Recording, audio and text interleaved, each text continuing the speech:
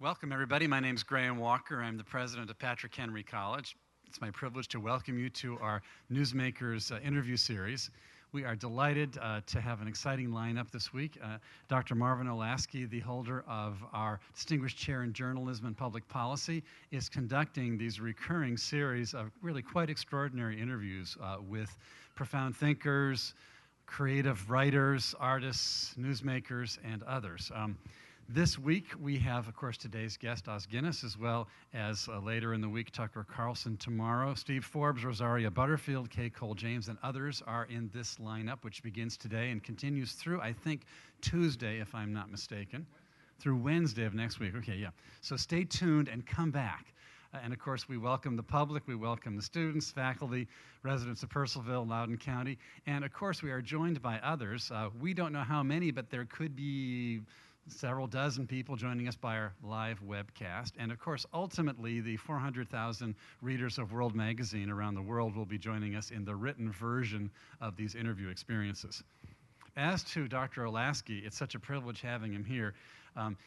If he were just a great guy, that would be enough. However, in addition, he's an accomplished journalist, scholar, academic leader, and author of more than 20 books and hundreds of articles on journalism, history, public policy, and on Christianity's intersection with public culture.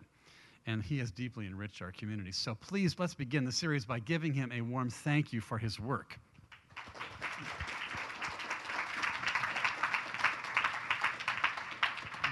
So we have the privilege today of having Dr. Os Guinness with us today. He received his doctorate at Oxford and was an associate of the late Francis Schaeffer. He was for a while a reporter for the British Broadcasting Company before coming to America in the 1980s. He founded the Trinity Forum in 1991, which you may have heard of. He's addressed audiences such as the British House of Commons, the U.S. Congress, and others. He's authored over 30 books. There are too many titles to list, but two of them I think are worth a special mention here. An earlier book called The Dust of Death, which had a great influence on many of us, and a more recent book, which I think is fun to mention here because of the, shall we say, provocative title, Fit Bodies, Fat Minds: Why Evangelicals Don't Think and What to Do About It. So I was offended at that title, and I hope that we find out more about that. I also heard a rumor that he is the great-great-grandson of Arthur Guinness, the Dublin brewer and founder of the Guinness Brewery business and legacy. Dr. Guinness lives in McLean, Virginia with his wife Jenny, and I would invite you to offer him a warm welcome to Patrick Henry College.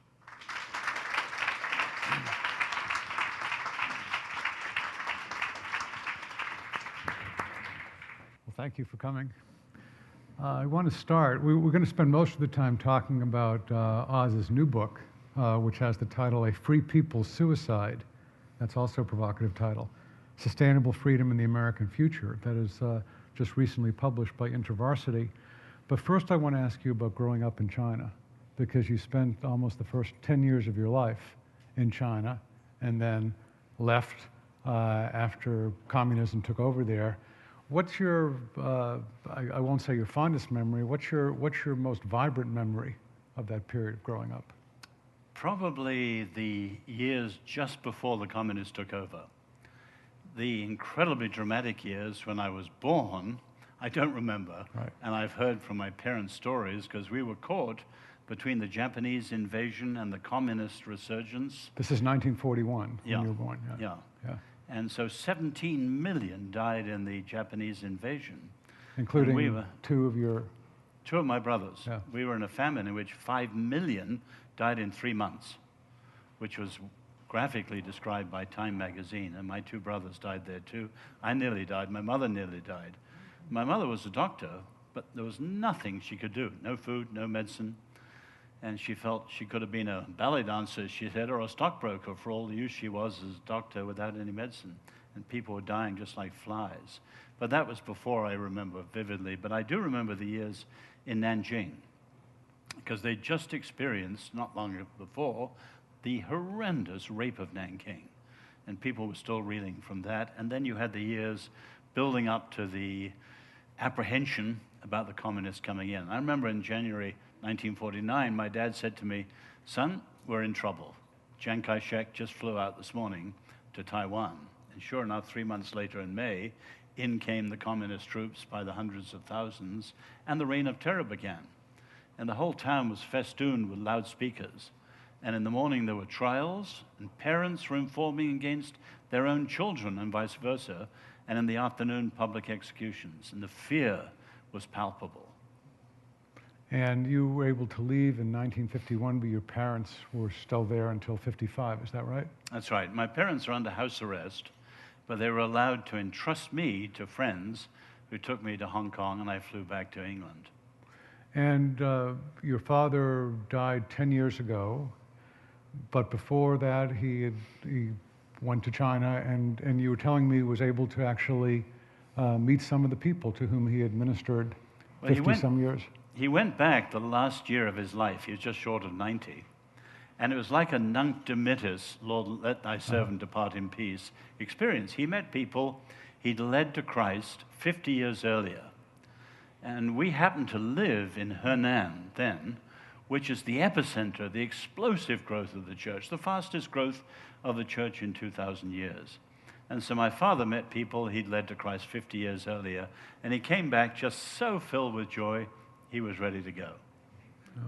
That's a testimony to perseverance of those individuals in China, and then also the way that seed sown many years before can produce a bountiful crop when we, in some ways, least expect it. And trust. I mean, there's so many people today talk about legacy, as if we could figure out what it is we've done. We don't. We're faithful. We obey. We do whatever the Lord tells us.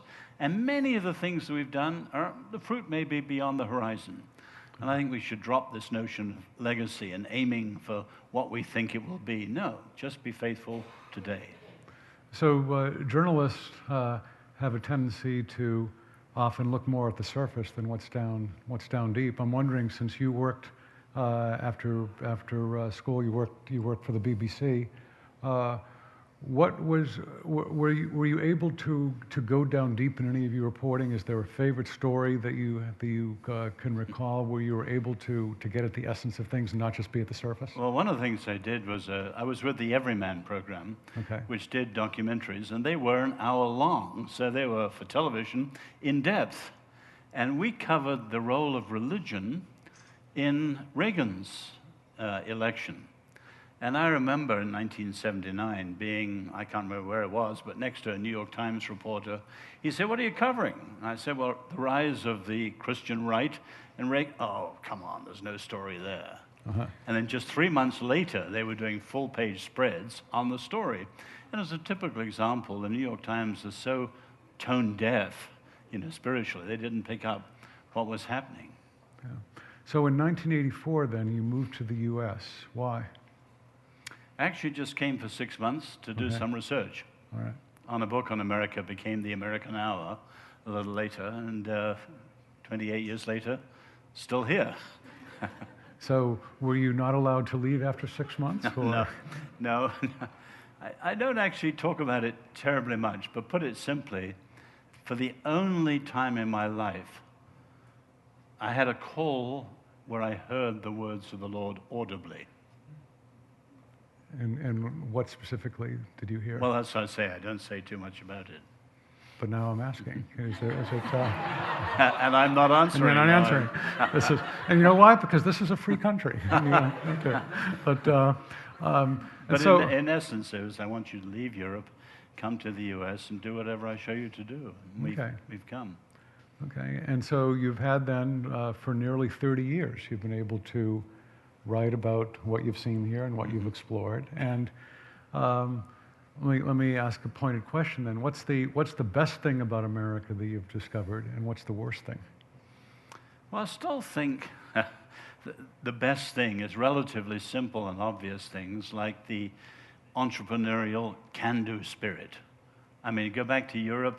Well, it's always been done this way. Do you really think we can do that? It can't be done. The climate hangs low, not only in weather, like England, but also spiritually. Whereas here, there's still a sense, sometimes it leads to crazy ventures, but you can do it. There's freedom. Now, that's lessening, but I love that American can-do spirit. Okay. Well, let's talk about the lessening. And here I'm going to quote several passages from this very literate and well-reasoned and well-written book, A Free People's Suicide, Sustainable Freedom in the American Future. Here's one of the things you write. I'm wondering if you could comment on it. You write, "It is possible to be free at the constitutional level in terms of the structures of liberty, but to lose freedom and become servile or anarchic at the citizens' level in terms of the spirit of liberty," end quote. Now, do you see that happening in the United States right now? I think it is happening. Put it this way, Marvin. The reason I looked at freedom, you know Augustine's idea that to really understand a nation, you look at what he called its loved things held in common. Mm-hmm.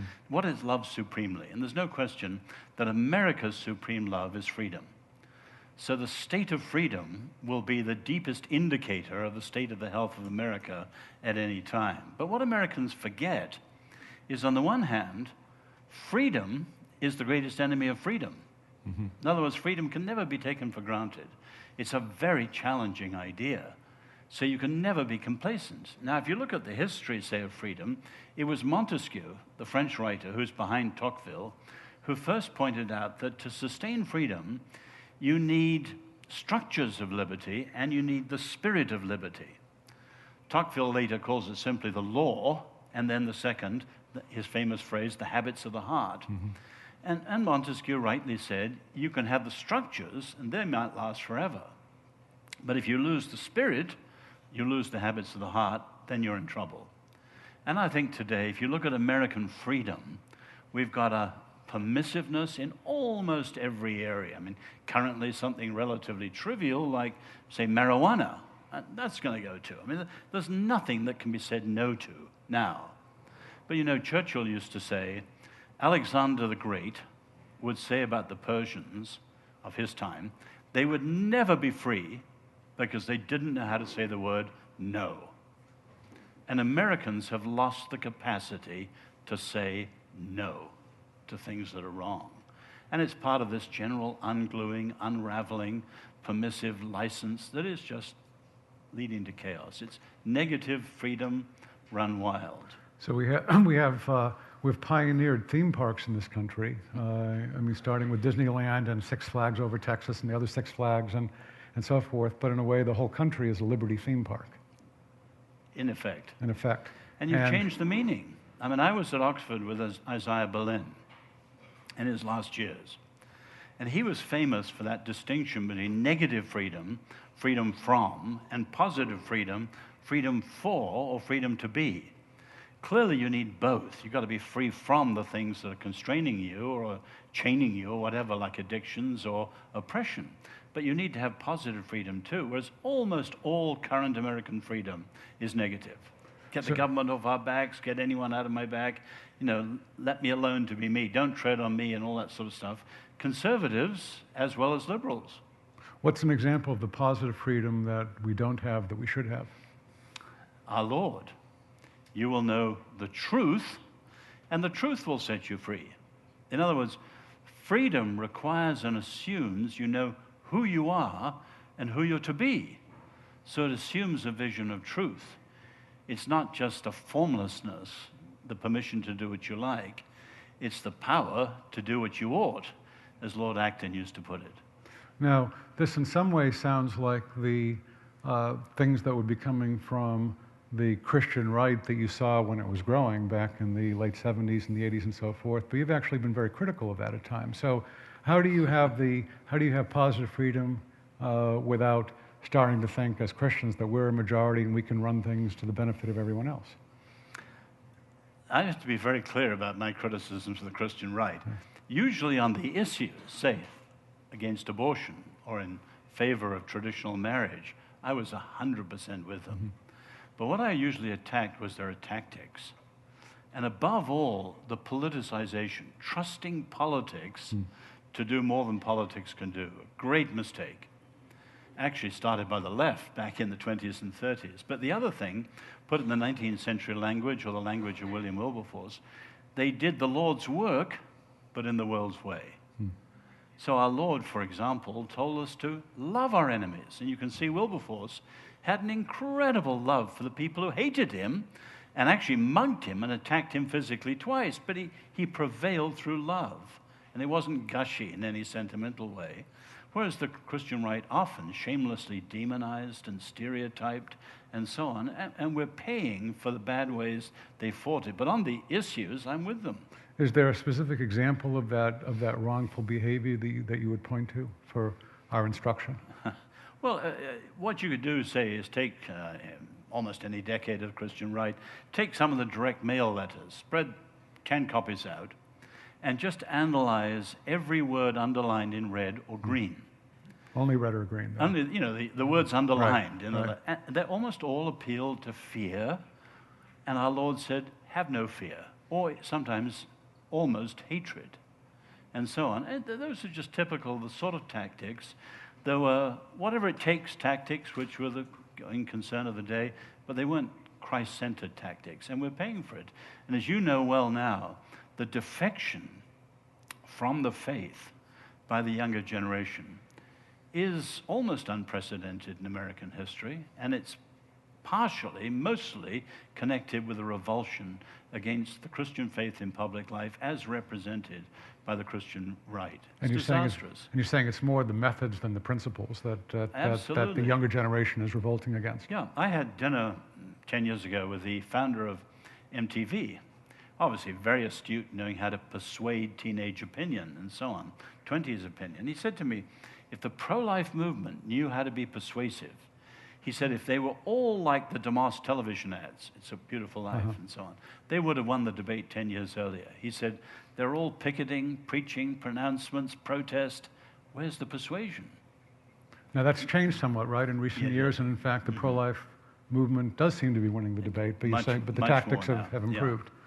Yeah. Let me ask you another, here's another statement from your new book. Few, if any, superpowers in history have been in deeper debt than the United States today.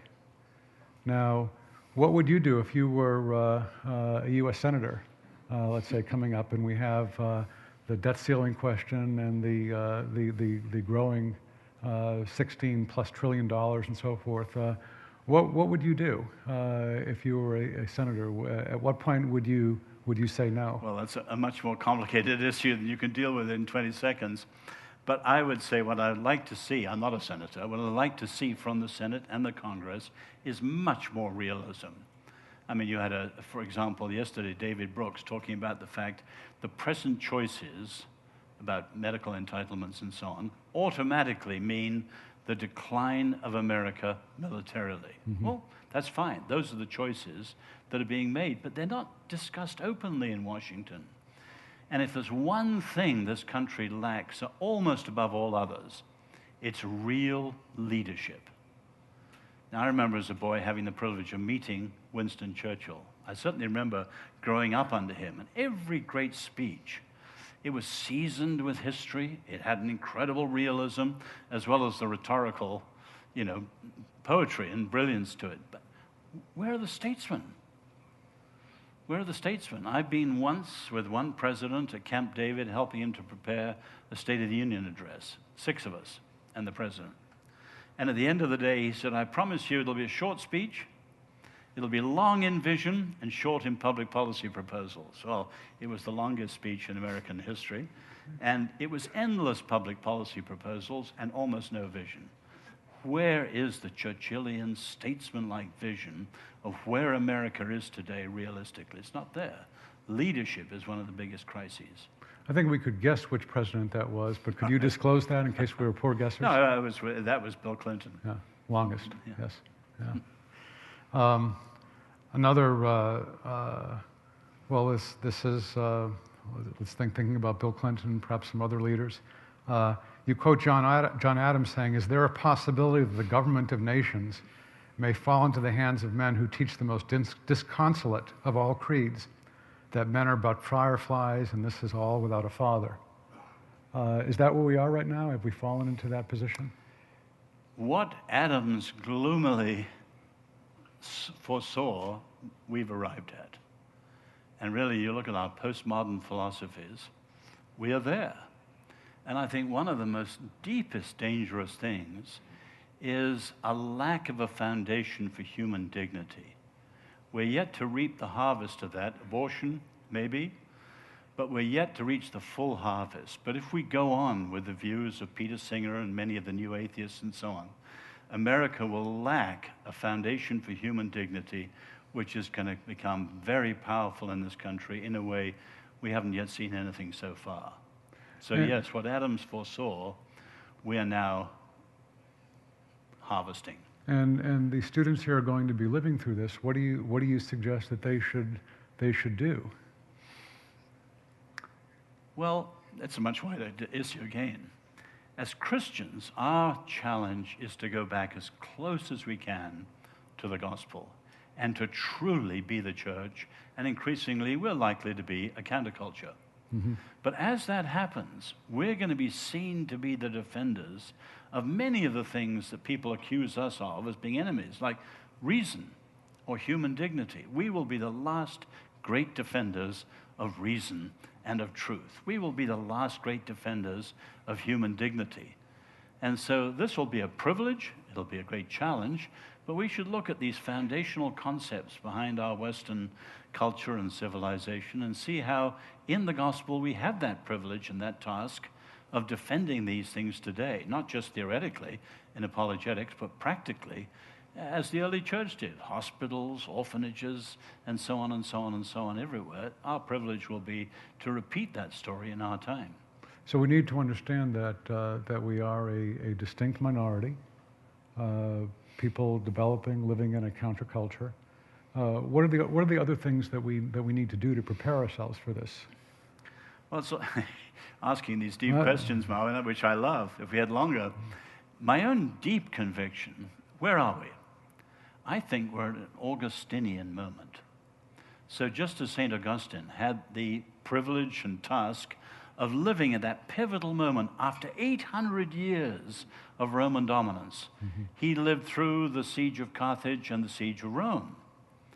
That was the pivotal year, 800 years of fall beyond belief. In other words, the world, they'd known it, gone. And he laid down the vision of the church's response. That was the bridge that led through the Dark Ages and eventually to Christendom. We, not 800 years, we've had 500 years of Western dominance, from the early Portuguese circumnavigators, the Spanish, the French, the British, the Dutch, and so on, down to the last, the American century. And Western dominance is at its sunset. So it's clearly, you're saying it's clearly over. There's nothing that can be done to bring it back in some way? It could be, but we don't see the signs of the leadership. And think that my book, for instance, Mark Knoll was accusing me of being negative. When I wrote the book, I was invited to Congress, and one of the congressmen, who's a veteran, said to me, "I like your book. I only have one quarrel with it: far too optimistic." And I've been accused of both extremes. Now, I do believe that as Christians we should address the situation with realism, but always hope. And as I understand it, there's nothing in America's current predicament that could not be resolved to an incredible degree by returning to a deep understanding of the first principles of the Republic. In other words, renewal is possible if there's leadership, vision, etc., but that's what we don't have at the moment. So you're not suggesting that as soon as these students graduate, they should move to northern Idaho and become survivalists? No, not at all. Then, take all the... I'm reading as many of the precedents of people who lived at an age when the world that they knew had gone. Mm-hmm. One of them, clearly, Daniel. So after centuries of being in the promised land, living as the chosen people, Daniel's generation are in a pagan empire, and Jerusalem was destroyed. But you can see how he serves God even in that pagan empire. So we don't want people who are Christian survivalists. No, we've got to engage with faithfulness at the very heart of power still. And you don't get a sense from the book of Daniel that he was depressed about all this. Not in the slightest. He prayed in silence. Because God was sovereign. So let me ask, just quoting John Adams, let me quote a little bit from Thomas Jefferson and ask whether you agree with this statement of his that you quote or not. Jefferson famously said, "It does me no injury for my neighbor to say that there are 20 gods or no God. It neither picks my pocket or breaks my leg." end quote. I mean, is that true? Does it do us no injury for our neighbors to become polytheist or atheist? Does a self-chosen God or no God lead to abortion and theft and assault and other things? When should we be paying closer attention to, in a sense, the theologies of our neighbors, and not just, in a sense, going out of our Liberty theme park? Well, as you know well, Jefferson is much quoted and highly lauded, especially here in Virginia. Indeed. My son went to a little college down in Mr. J's hometown. But I think he's dead wrong on that. The fact is, he could say that because most people in his day, while they could have been any number of the denominations, they were Christian. Right. Whereas today, when you have the pluralism of worldviews, and some of the worldviews have no, say, place for human dignity, that simply wouldn't be true. And the notion that ideas don't have consequences is utterly foolish. And we're moving into a world where we're soon going to reap on a far greater scale some of the consequences of these malign ideas. So Jefferson's dead wrong on that. And then, again, how then shall we live in this society where people have ideologies and theologies that, in essence, say that it is okay to kill unborn children and pick our pockets and so forth? If you read the last essay of Immanuel Kant, he talked of perpetual peace. If you read the last book of Nietzsche, 100 years later, he talked about a war of spirits. Now, we're much closer to Nietzsche than Kant. Kant was wrong. Right. Now, in this age of a war of spirits, everyone is now everywhere, it's said. And it's not just little private religious preferences, but entire worldviews, entire ways of life, elbow to elbow with other entire worldviews and ways of life. Now, that requires of us as Christians, one, that we really know how to wage spiritual warfare. It isn't just intellectual arguments. But two, that we do have powerful apologetics, because there's so many different positions now, and we need to know them. We need to know where they lead, what the consequences are likely to be, and how to argue with them persuasively. So we need apologetics and very much spiritual power in prayer. No, my wife and I were in Detroit last week, which is a very challenging environment in which a number of young Christians are moving in because it's very much a frontier. It's almost becoming deurbanized. There's agriculture right within the cities and so forth. You're saying basically we have to get used to living in intellectual frontier circumstances.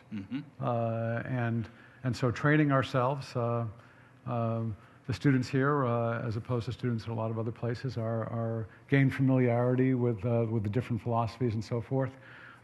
Once they graduate from here, what do you recommend that they do as part of their continuing education? How should they keep learning at that point? I often say I had the privilege of going to Oxford, as some others in the room did. I've learned far more after my doctorate at Oxford just by simply keeping on reading and thinking. So I think the key thing is not just to get a good degree, but to lay down a lifestyle. We talk of sort of eating right and eating well today, but we've got to do the same with our minds, knowing what we don't take our information from. And far too many are trusting, say, the internet rather than reading books today or whatever. We need to make sure we have a wise, healthy, balanced diet of keeping abreast, obviously beginning with the scriptures daily, and then reading things going out from there, and so that the whole of life becomes a growing experience and a non-stop education. I have more questions about the book, and then shortly we'll turn to questions from the floor here, but this last comment of yours makes it necessary, I think, for me to refer to what Graham Walker said in introducing you when he mentioned the title of your book, which was Thin Bodies, Flabby, Fat Minds, or what? Fit Bodies, Fat Minds. Yeah, and what should we? I'm gonna ask for a minute synopsis of that book, if you can remember it. It's been a while, but you came up with the title, I guess, and so you're stuck with it with having. Oh no. Well, I came to Christ in the early '60s. And it really was a revolution when Harry Blamires wrote the book called The Christian Mind, in essence saying in 1963 that there was no such thing. Now that set our generation going on thinking Christianly, which is the term he introduced into the scene. But it's still appalling to me how few people, I mean, of course, a huge part of, say, evangelicalism has taken to that like a duck to water, and both in scholarship and at the ordinary level, there is much, much greater thinking there was than when I came to Christ. But that said, there are still huge tracts of the world of evangelicalism and the Christian faith at large that still don't think, and that's appalling to me. And when these students graduate and are in their local churches, I mean, how practically, and let me ask for any specifics you can suggest here, should they themselves and help their fellow congregation members keep thinking and learning rather than just kind of ignoring the things and living day by day? Well, a lot of people have to go back to churches which simply don't and won't think. And I always say when they do, you've got to keep it very simple. Okay. Got to keep it biblical. So it's not something about eggheads. Oh, no. It's biblical. We're loving God with our minds, etc., etc. And when people are resistant, never make statements, because we tend to get frustrated and raise questions. What's Jesus talking about here? And how does that apply there? When Paul says this, get used to being the question raisers, pushing people to think when they haven't, so they see it for themselves. In other words, we're not there to tell them they're benighted or whatever. Okay. No, we want them to discover it is more faithful to love the Lord with our minds. Okay, so we can learn Socratic dialogues in that sense. But actually, our Lord was a gadfly long before Socrates came on the scene. A couple other questions then. You already referred to the whole issue of negative freedom, which is, let's say, freedom from oppression, whether it's a colonial power or alcohol, addiction to alcohol or something else. But positive freedom. Can you speak a little bit more about that and concretely, what does that mean? And in order to arrive at more positive freedom, do we need a revival? Do we need a reformation? I mean, how do we get there? And what, in terms of positive freedom, should these students keep in mind as far as ordering their lives so it's not a disordered life in a disordered society? Mm-hmm. We definitely need Reformation revival. Call it restoration, call it renewal, call it revival, call it renaissance. I don't care the term you use. Okay. We certainly need that because the church is at a very low ebb today. But short of that, if we don't see that in the next 10 years, 20 years, or whatever, we still have a biblical notion of freedom. So we need to, the Anglican prayer book, thy service is perfect freedom. What does that mean? God has given us a way of life, including the law, which if we enter into it and live faithfully and obediently, we will discover we are most free to flourish within it. And we've got to really understand that our Christian ethics and our Christian notions, these are enabling higher freedom. They're not constrictions. And turn around the current thinking on its head, where freedom is just the permission to do what you like without any control. So Gertrude Himmelfarb speaks about a remoralization of society in the sense of, and is that similar to, in a sense, positive freedom, where you're actually thinking about living moral lives and not just the negative freedom? I'm just. But I think things have got so far that notions like remoralization have to be given really solid Christian content of discipleship and so on, if they're to have any meaning for us today. Okay. Let me ask another metaphor you use is the golden triangle. And perhaps you could just explain what that is. Well, that's probably the most original part of the book. If you go back to the framers, there's nothing more brilliant and more daring that they did than reckoning that they could sustain freedom forever, because no one had ever done it. But no one asked, how did they do it? Well, they didn't give it a name, so my name for it is the golden triangle. Tocqueville calls it the habits of the heart. But if you look, again and again, they say these three things. Freedom requires virtue, leg one. Virtue requires faith of some sort, leg two. And the third leg of the triangle, faith of any sort requires freedom, and the most original part of the American experiment is the First Amendment. Now put those together. Freedom requires virtue, which requires faith, which requires freedom, ad infinitum, like the recycling triangle that goes on. That is actually a brilliant, daring suggestion as to how freedom can be sustained. Modern Americans don't even know it, by and large. Now then, how then do you hope freedom will be sustained? Well, the simple fact is, unless you've got a method, it won't. And this can be then, in a sense, a societal upward spiral rather than a downward spiral, because you're having each of these is aiding the others. Should be. It should be. And hey, my last question for now: how did the founders define virtue? Because I mean, you've written about the founding. I wrote a book called "Fighting for Liberty and Virtue," which seemed to be what the founders were about. But is their definition of virtue somewhat different from the way the word is used today? Oh, definitely from the way it's used today, because But we have an incredible fear of virtue and of virtuecrats who will impose their virtues on us and all that sort of stuff. Now, but for the founders, though, as you know well, the word virtue is actually rooted in the Latin word for courage and strength. But it was a kind of one-word summary for all ethics: honesty, loyalty, patriotism, and supremely character. All those would be part of what, in one word, is called virtue. But today we've got to unpack that. And, you know, just to say, in the business world, people have shown the incredible importance of trust. Who would have thought that something as simple as trust would have to be retaught? It has to be, though, today, and almost nothing can be taken for granted. The foundations have to be put back into everything. So virtue, I just use, and the framers did, as a one-word summary of all that we need of ethics and character.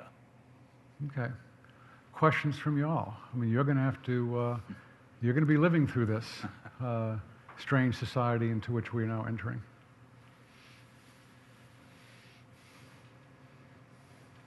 Thank you very much. And I'd like to ask a little bit of clarifying question on what Dr. Olasky asked about going back to churches where perhaps they don't think, and specifically us coming out of college, we're often the youngest in that environment. How would you recommend going about and still thinking and bringing up these things with many people who are much older and wiser in a lot of ways than we are?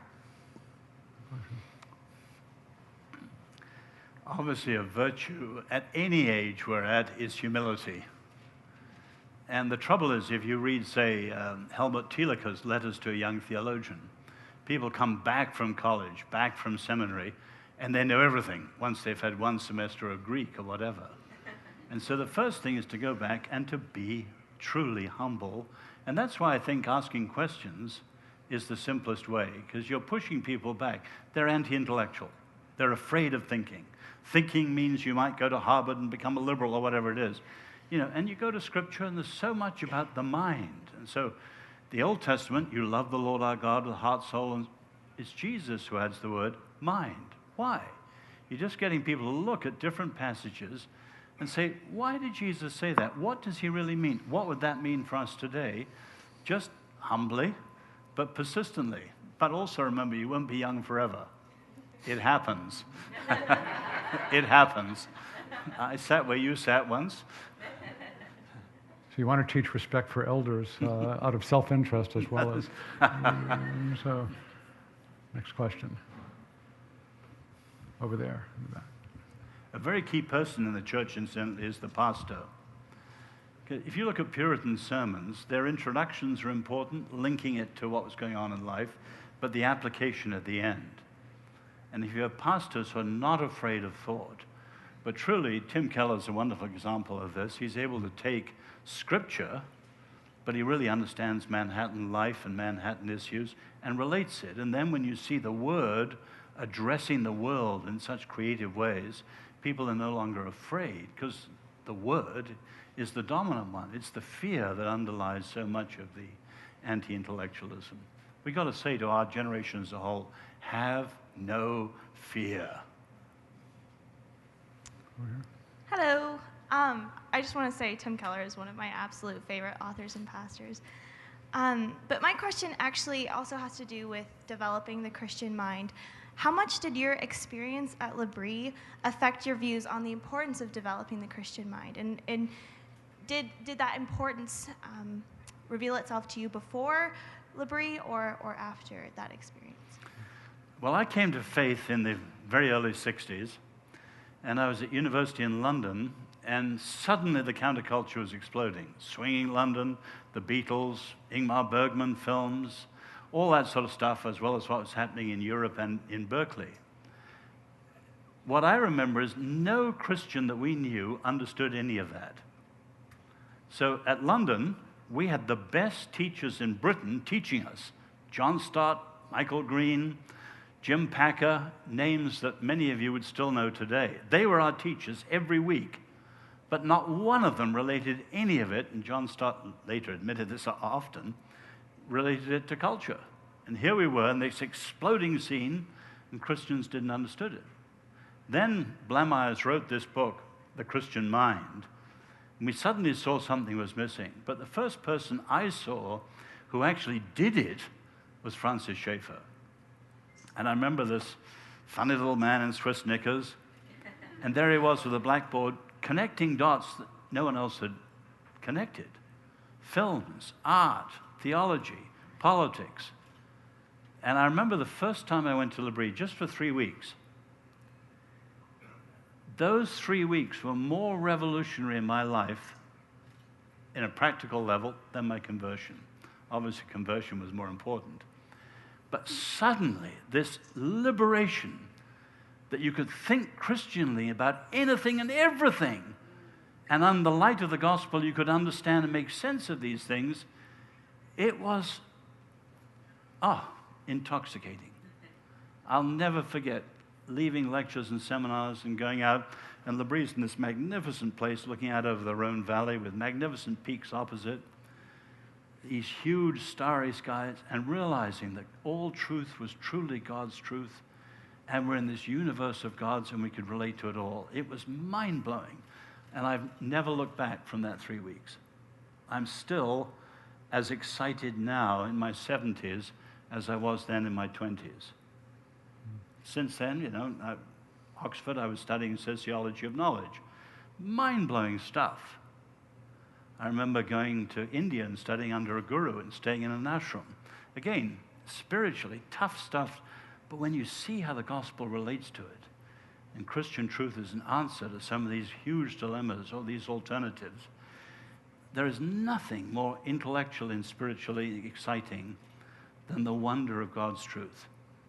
So I did owe a lot of that to Francis Schaeffer. He wasn't a scholar. Any scholar could pick holes in some of his books and arguments, but he had a vision and a passion for God and for truth, which I've never seen in any other human being since. If some students here aren't familiar with Schaeffer, would you suggest they begin with The God Who Was There or one of the other books? Yeah, try The God Who Was There. Okay. To be honest, I've never read a single book of Schaeffer's. Okay, all right. I heard most of them at L'Abri, and he never wrote any of them. Yeah. They're transcriptions of lectures, often written up by Jim Sire at InterVarsity. So they're not, some of them, very well written. And he wasn't a scholar. Sir, thank you very much for coming. We're all pretty young here, and we're really energetic. We're interested in the social, political, and moral controversies of our time. But for those of us, when we go back home over break and go back to our families, I know that a lot of us, when we talk to our parents, we're speaking to a generation that will be saying, the war is pretty much lost. I mean, we can fight as many battles as we want, but the war itself is over. So what would be your response to that? Would you agree or would you disagree? Well, what sort of war are you referring to? Well, You're referring to the recent political activism of the culture wars. Now, they may be over. God only knows who we are. I was arguing earlier that we're at an Augustinian moment. But are we, through various global trends we needn't go into now, on the dawn of an extraordinary golden era for humanity? Are we on the edge of a new dark age that could be barbaric, or will we muddle through somewhere in the middle. I think only the Lord knows.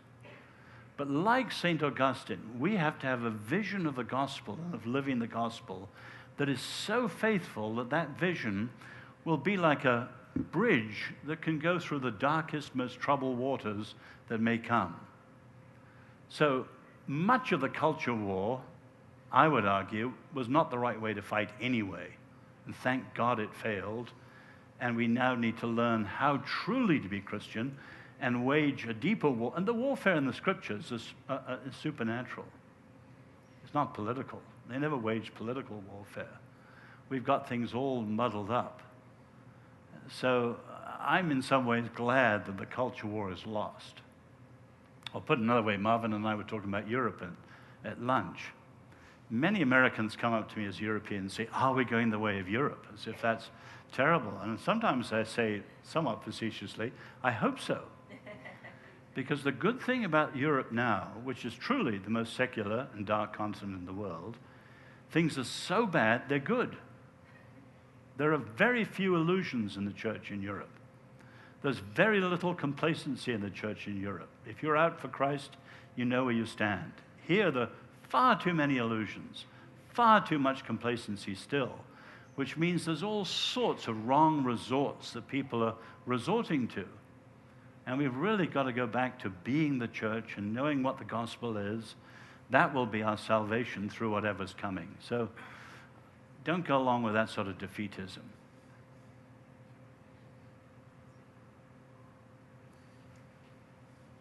Given that education is so important to reforming the culture for Christ, do you think that Christians in particular should take an even more active role in promoting, say, homeschooling on billboards, on freeways, and so forth? I'll leave you to decide whether billboards are the best ways of approaching anything these days, but that's beside the point. Clearly, American education is in terrible shape. At the same time, education is a graveyard of idealists. If God calls you into the reform of education, well, God bless you, and go into it. It's an incredibly, desperately needed field.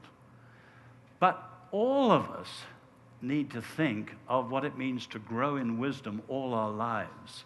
And that's what concerns me. Because far too much American education is about credentials and all these sort of things, not about wisdom and knowing how to live and how to think and how to discern and these sort of things. And that matters far, far more, than piling up degrees and so on.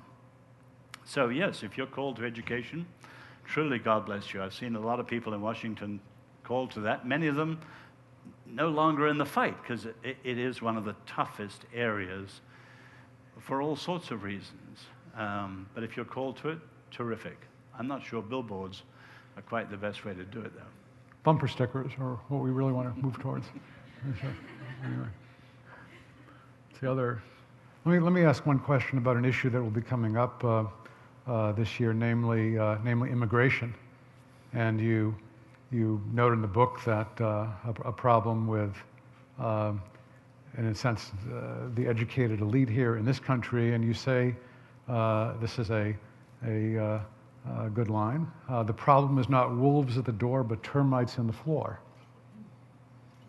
Tell us about the termites in the floor and how that refers then to what we should be thinking about this issue of immigration.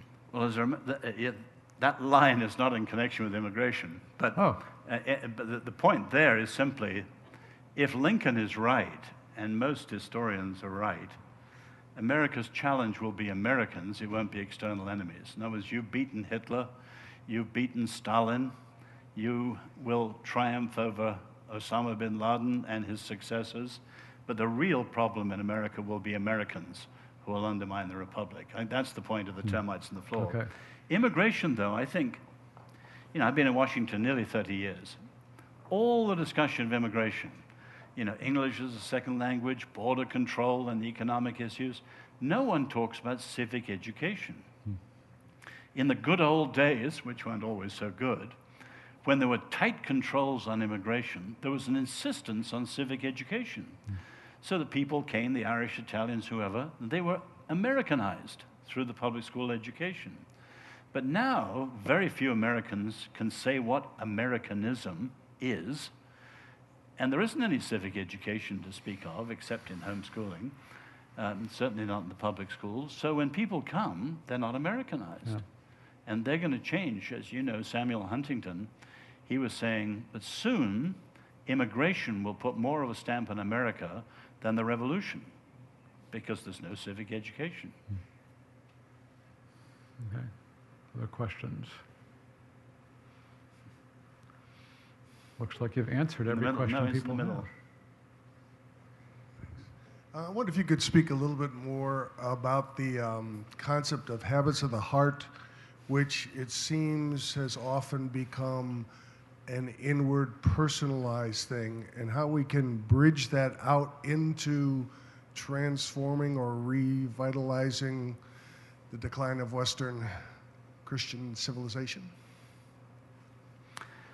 The true habits of the heart, or call them virtues, or call them the fruit of the Spirit, call them Christian character, call it what you like, they are not only internal. Now start back with the Greeks, for whom they didn't have any of this sort of language. There were three possibilities for the Athenians.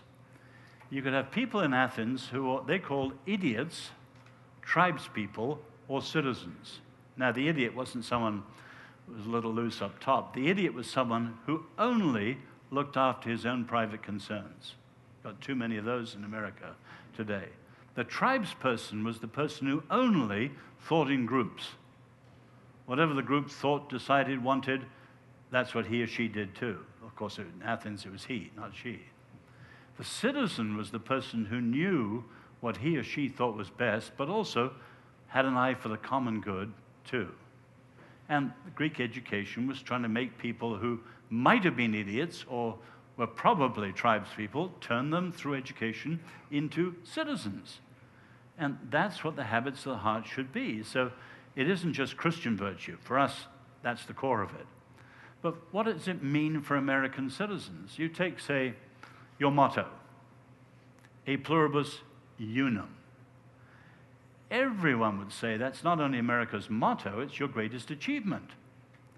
But you stop now and say, what on earth is the unum? We all know what the pluribus is. We've got diversity coming out everywhere now. What's the unum? I'm still English and European. I take playful fun in groups, sometimes CEOs, sometimes church groups, just saying, all right, take a bit of paper and write down 10 things that are essentials of the American unum. And very, very few people, certainly in CEOs too, can get beyond one or two. Now, Patrick Henry, you could probably get all 10. But the simple fact is that America's lost touch with its unum. So all you have is the pluribus, the diversity, without the ongoing unity. Back to the Americanism again. And so it's not taught as a habit of the heart. So the habits of the heart are not all subjective. They're not all individual. They include citizenship things. So I'm going to ask you then, unum on top, what 10 words should go below it? Well, I'm challenging you Americans. I'm English, but things as simple as the rule of law, separation of church and state, freedom of conscience, and a whole number of things like that, which 19th century school kids could well have written down. And they played their way out in daily life in very practical ways. And many of them we need today. I mean, you take, say, this last year with the administration, the health mandates and so on, freedom of conscience. Everyone believes in it, but no one really knows what it is, and so we can override it easily without people being shocked when they've overridden it, because it's just a word. Now connected with the contraceptive or abortifacient mandate, there may be an administration move towards allowing schools or nonprofit organizations possibly to be exempt from that. But that, I mean, that will continue to be an issue, but another issue in connection with that might be companies that are explicitly Christian founded based companies like Hobby Lobby and others. Companies, should companies be able to have religious freedom? Well, there shouldn't be laws which are such a direct violation of freedom of conscience. That's the point.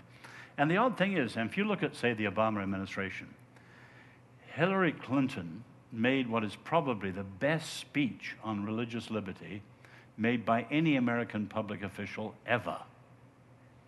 And Obama made, last year, a very, very good speech on religious freedom. Their talk is terrific.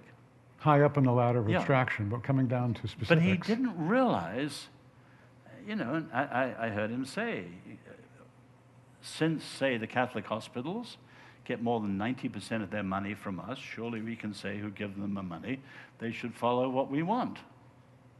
He didn't understand the issue at all, despite having given these speeches, presumably written by some good speechwriter. There's ignorance about these things which are fundamental to America. And we've got to apologetically, persuasively, and live it out too, put the core back in some of these essential foundational principles that are American. So and in that case, they're global.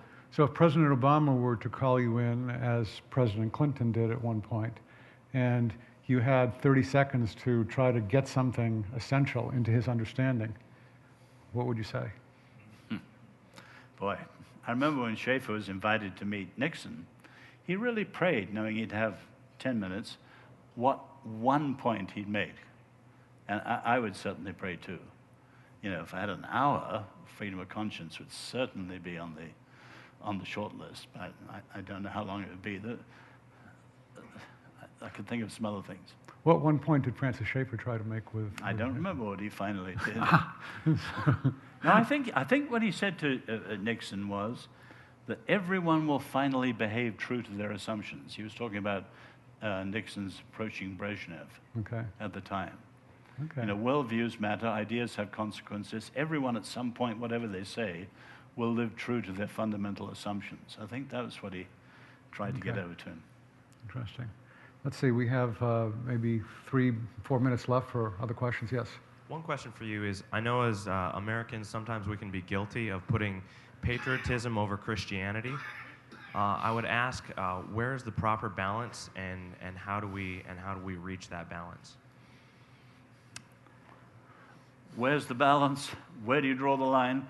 Those are usually impossible to say, except in nice words. Generally, though, nationalism is the danger. Patriotism is good. And nationalism has been where you have an idolatrous view, and you see it in the extremes like, say, Nazism in Germany and so on. Patriotism, God has given us all a place, and we should be proud of and attached to the place in which we grow up. But one of the marks of it is that, for better or worse, and you're able to say, thank God for this, and to be honest, that is wrong. I mean, a lot of, say, the secular world today throws the baby out with the bathwater in terms, say, of the founders. Can Christians who often idolize the founders say they were terrific here and here and here, but they were really off base here, or the hypocrites there, or whatever? Can you give a really Christian balanced critique of your own country? And do you have the courage to speak out when your country is wrong? And so on. So in broad principles, I would say patriotism, absolutely. Always under God. Nationalism, no.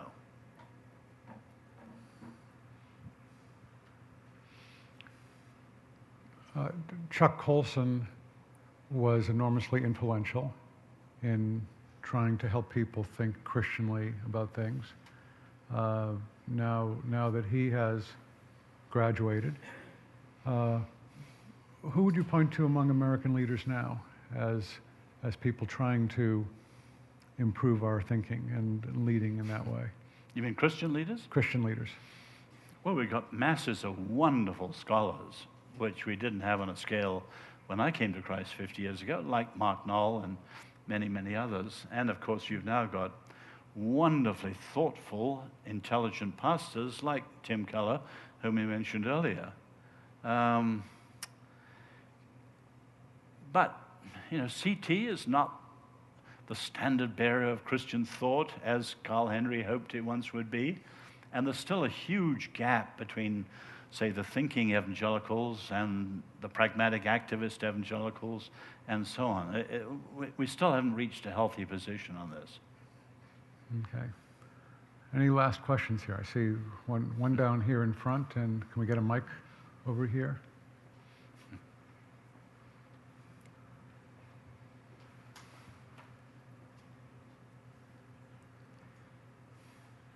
Just in light of what was just spoken, I recently discovered Nancy Pearcey, and she's written some wonderful books. Namely, Total Truth is a fantastic book that I would wonder what you would say about that. Yeah. Nancy would gratefully attribute much of what she's learned, not only to Chuck Colson, but also to Francis Schaeffer. No, she's a wonderful example of a better way of doing it. And there are many, many, including some of your eminent professors in this very room. Take the name of Dr. Veith or Dr. Aikman and people like that. There are many, many. All right.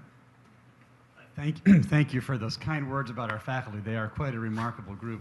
Let me just remind those here in attendance today that you're welcome to come back tomorrow at 10:45 a.m. We'll have Tucker Carlson here of CNN. That should be fun. At 12:20 tomorrow, Stuart Taylor, a Supreme Court expert, then come back next week for others like Steve Forbes, Kay James, and others. But for the moment, please express your appreciation to both Marvin Olasky and Os Guinness. Thank you. Thank you.